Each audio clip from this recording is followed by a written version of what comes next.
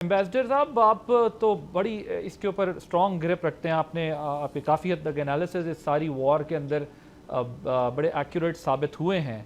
तो अब आप किस तरह देख रहे हैं जो अमेरिकन प्रेसिडेंट ने एक बार फिर जो है वो ईरानी सजेशंस को एकदम कंडेम कर दिया है और कहा है कि ईरान दुनिया और अमेरिका के साथ अपना गिमिक्स कर रहा है, गेम खेल रहा है। लिहाजा ये दोबारा अभी आपको लगता है कि टेंशन अब बढ़ने जा रही है, और क्या ईरान की कोशिश ये है कि दुनिया के लिए उस जंग की कीमत इतनी बढ़ा दी जाए कि अमेरिका जो है वो खुद ही इसको छोड़ के चला जाए? How do you, what is your take on? मैं ज़रा समझना चाहता हूँ बिकॉज सवालात बहुत सारे उठ रहे हैं।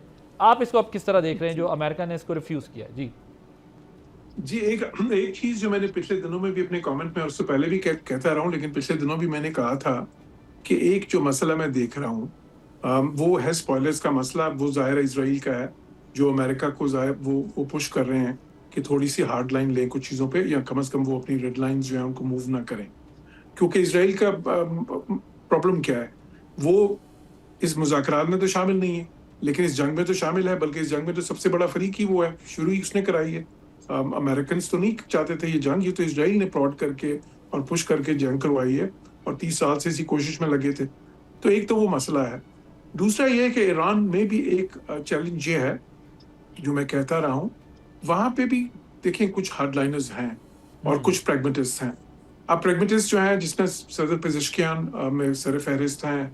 फिर उसके बाद मैं समझता हूँ बाकिर कालिबाफ भी जो हैं, ठीक है, वो IRGC का हिस्सा रहे हैं, उसके जनरल रहे हैं, लेकिन उसके बावजूद वो अब प्रैग्मेटिस्ट हैं इस वक्त। फिर साथ ही साथ ये जो अब्बास अरागची हैं और बहुत से लोग हैं।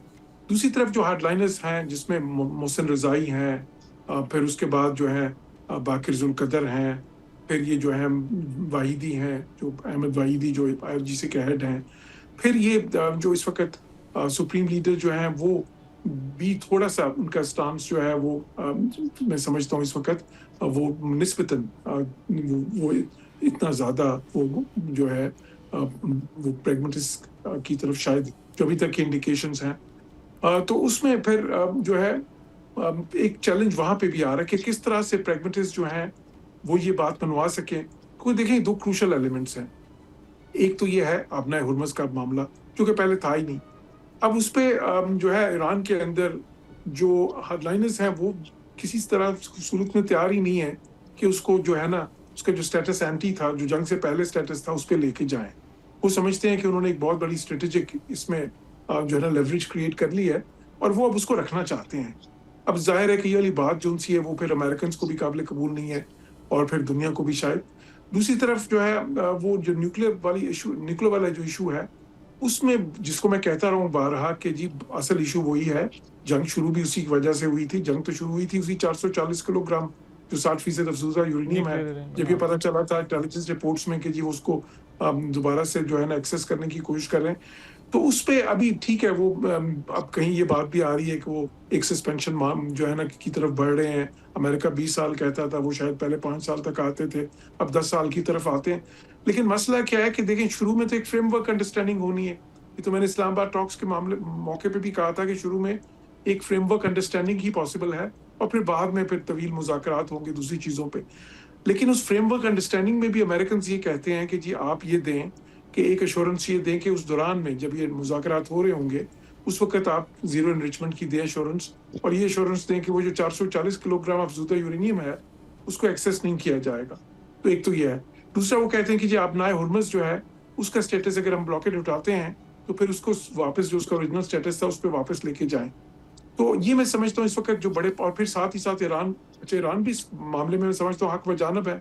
वो कहते हैं कि शुरू में ही हमें कुछ आप जो है ना वो दें, जो हमारे एसेट्स हैं उनको अनफ्रीज करें कुछ, और कुछ हमें सैंक्शंस की जो तो आउटराइट उस रिलीफ पे कुछ सैंक्शंस, उस दें। पे अनफ्रीज करने में तो अमेरिका राजी हो रहा था। ये तो इत्तलात थी कि शायद अमेरिका इस पर जो है जी जी, वॉर। राजी तो हो रहा है। मसला है सीक्वेंसिंग के ऊपर।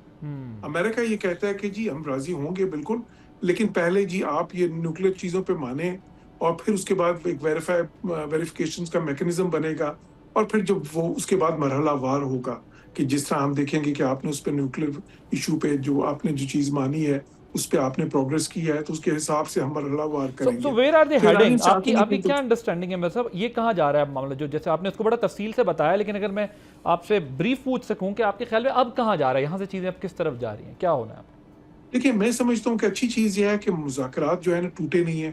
اچھی جی چیز یہ ہے کہ سیز فائر ابھی تک ٹوٹی نہیں ہے, اب جو ہے نا وہ چل رہی ہے, جو انڈیکیٹ کر رہے ہیں کہ دونوں سائڈ سے ولنگنس یہ ہے کہ ٹھیک ہے جی کسی طرح اس کو بالکل وہ جو ہے نا اسی فریم ورک انڈرسٹینڈنگ کی طرف جائیں.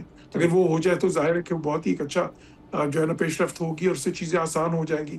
لیکن جو مسئلہ ہے وہ تھوڑا سا دیکھیں مس کیلکولیشن کا چانس جو ہے نا وہ موجود رہتا ہے تب تک جب تک کہ آپ جتنی دیر گزرتی جاتی ہے تو اس میں پھر وہ امکان بڑھتا جاتا ہے. خصوصاً جبکہ اسرائیل جو ہے, دیکھیں اسرائیل تو چاہتا ہے کہ جنگ ہو دوبارہ. کیوں؟ کیونکہ وہ تو چاہتے ہیں کہ جی یہ ایران کا ہمیں موقع ملے, ہم باقی انفراسٹرکچر تباہ کریں, ایران جواب میں جو ہے نا خلیجی ممالک کا تباہ کریں, مسلمان ایک دوسرے سے لڑیں, تو وہ تو بڑے خوش ہوں گے اس کے اوپر نا. ابھی بھی دیکھیں ایران نے جب یہ میزائل داغے ہیں, یہ سارے جو ڈرونز ہیں یا دوسرے میزائلز جو ہیں, جتنے بھی پروجیکٹائلز ہیں, اس کا 85% تو وہ خلیجی ممالک پہ گیا ہے نا. جی جی صرف 15% جو ہے اسرائیل پہ گیا, کیونکہ اسرائیل دور بھی ہے, ٹیکنیکلی بھی بڑا آسان ہوتا ہے. ابھی بھی دیکھیں کہ پچھلے دنوں میں تھوڑا سا معاملات ہوئے ہیں تو اس میں انہوں نے یو ای پہ ہی پھینکے ہیں نا. ٹھیک تو ٹھیک, اس وجہ سے اسرائیلیز تو یہ چاہتے ہیں, تو وہ ایک جو ہے نا تھوڑا سا خطرہ ہے مس کیلکولیشن کا. بالکل ٹھیک ہے. آپ کہہ رہے ہیں بہتر بات یہ کہ ڈائیلاگ چل رہے ہیں, صرف سیکوینس کا ایشو ہے, اور اسرائیل اسپوائلر ہے جو چاہے گا کہ یہ وار بٹوین مسلم کنٹریز رہے, ہو جائے. اور پھر تھوڑی سی زیادہ لچک دکھانے کی ضرورت ہے دونوں جانب سے, دونوں امریکہ کی طرف سے تھوڑی سی انفریزنگ آف ایسٹس پہ, اور ایران کی طرف سے جو ہے نا اپنا ہرمز جو ہے اس کے اوپر, اور تھوڑا سا یہ نیوکلیر کے اوپر. ٹھیک ہے ٹھیک ہے. چشتی صاحب, یہ اسرائیلی پرائم منسٹر نے جو C B S T V کو انٹرویو دیا ہے اس میں کہا ہے کہ ایران میں ابھی کام کافی باقی ہے. ان کا جو بیلسٹک میزائل انفراسٹرکچر بچا ہوا ہے اور نیوکلیئر مٹیریل کو فزیکلی جا کر نکالنا پڑے گا, ظاہر ہے, جس کی ابھی بات کر رہے ہیں. اس کے لیے اسرائیلی وزیر اعظم نے ایک ایگریمنٹ کے تحت نیوکلیئر مٹیریل کو نکالنے کی بات کی ہے, لیکن ان بیانات سے آپ کو کیا لگتا ہے, کیا اسرائیل اب بھی جو ہے وہ ڈیل میں بہت بڑی ہرڈل ہے جس طرح ایمبیسڈر صاحب بات کر رہے ہیں؟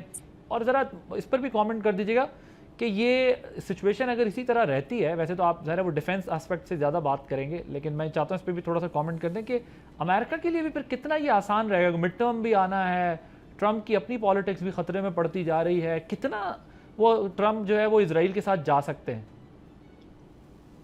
جی بھائی صاحب, دیکھیے پریزیڈنٹ ٹرمپ سے شروع کر لیتے ہیں. آئی تھنک ریئیکشن ڈیلیما اس وقت سب سے زیادہ پریزیڈنٹ ٹرمپ کا ہے, کیونکہ تقریباً 47 سالوں میں اسرائیل کو کوئی ایسا صدر نہیں ملا جس کو کنونس کر لیا ہو اسرائیل نے. اور ایون پریزیڈنٹ ٹرمپ کا جو پہلا ٹینیور تھا اس میں بھی نہیں وہ کنونس ہوئے تھے, ان کا ٹینیور ختم ہو گیا تھا. تو میرا نہیں خیال کہ نتن یاہو کو کوئی پریزیڈنٹ ملے گا جو تو تقریباً 8-9 مہینے کے اندر 2 دفعہ ایران پر حملہ کرے. پہلی بات بھی اسی وجہ سے آپ نے دیکھا کہ وہ پریزیڈنٹ ٹرمپ کو کنونس تو کر لیا, اور آبجیکٹیوز نہیں حاصل ہو سکے, ملٹری ٹیک ہوم نہیں, کچھ نہیں ہو سکا, اسی لیے گول پول شفٹ ہو رہے تھے. آپ نے دیکھا تو پریزیڈنٹ ٹرمپ کا اس وقت بہت بڑا ڈیلما یہ ہے کہ اس وقت تو اپنے لیے ان کو ٹیک ہوم نہیں ملا, اسرائیل کے لیے بھی وہ ٹیک ہوم نہیں کچھ لا پا رہے, کیونکہ اسرائیل نے تو کہا تھا کہ یہ تو وینیزویلا پلس ہے, یہ اس وقت مومنٹم بنتا ہوا ہے, تو یہ اس نے سارا جی it's a matter of days. پہلی بات یہ اسرائیل کا سب سے زیادہ میرا ماننا یہ, اور میں تو ڈے ون سے یہ بلیو کرتا ہوں کہ نیوکلیئر اس کا نمبر 2 پر ہے پرائرٹی, کہ اس کو کس کیا جائے. امریکہ کا نیوکلیئر نمبر 1 ہے, کیونکہ امریکہ کے لوگوں کو سینسٹیوٹی نیوکلیئر سے ڈیولپ کی گئی ہے کہ نیوکلیئر سب سے امپورٹنٹ ہے, کیونکہ ابھی تک میزائل ایسا تو ٹیکنالوجی ہے نہیں جو امریکہ تک پہنچ سکے. تو امریکہ کی ٹاپ پرائرٹی ہے کہ کسی طرح نیوکلیئر انریچمنٹ کو ایڈریس کرے.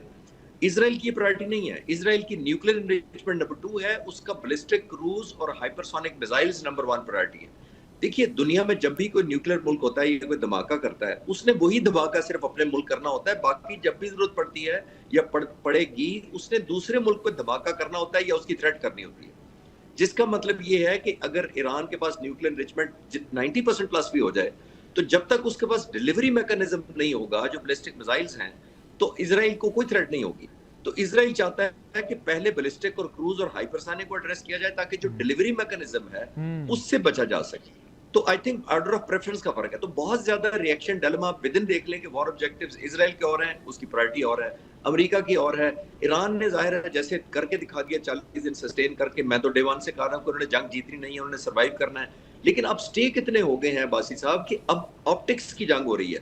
یعنی 40 دن میں جو انہوں نے ایک دوسرے کے خلاف حاصل کیا ہے اس کو ویلیو ایڈ میں کرنا چاہتا ہے ایران اپنے لیے کہ میرا لیوریج زیادہ ہے اس وقت بارگیننگ, کیونکہ میں نے اسٹیٹ آف ہارمز بند کر دیا, میں نے اسرائیل کو حملہ کر دیا, میں نے ریجنلائز کر دیا ساری جنگ کو. تو وہ لیوریج اپنی چاہتا ہے, جبکہ امریکہ چاہتا ہے کہ میں تو وہی سپر پاور, میری مائٹی نیوی ہے جس نے یہ کرنا تھا تو مجھے بھی ٹیک ہوم ملنا چاہیے. اور اسرائیل جس نے ٹریگر کیا وہ چاہتا ہوگا کہ جب تک میرے مقصد نہ ہو تو پھر مجھے کیا فائدہ کریے, جنگ بند ہو جاتی ہے. تو آئی تھنک ڈائیورجنٹ اس وقت اسٹیک ہے, اور خاص طور پر جو ملٹری آبجیکٹیو جو کنکلوژن کی طرف جا رہے ہیں اس میں فرق ہے. اور جو آخری بات امپورٹنٹ یہ ہے جو بیسٹر صاحب نے بھی کہی, میں اسی کو سپورٹ کروں گا, سیکوینشل ڈفرینسز آ رہے ہیں کہ پہلے کیا ہوگا. ایران چاہتا ہے کہ پہلے آپ مجھے ہائی ڈگری آف ایشورنس دیں, ضمانت دیں کہ جب میں کروں گا تو دوبارہ نہیں آئیں گے. لیکن اگر وہ پہلے نیوکلیر دے دیتا ہے تو پھر امریکہ تو کسی وقت بھی, تو 8 مہینے بعد بھی دوبارہ حملہ کر دیتا ہے. تو آئی تھنک یہ ٹرسٹ ڈیفیسٹ بہت زیادہ ہے. ٹرسٹ ڈیفیسٹ بہت زیادہ ہے. سبسکرائب کریں اور بیل دبائیں تاکہ کوئی خبر رہ نہ جائے.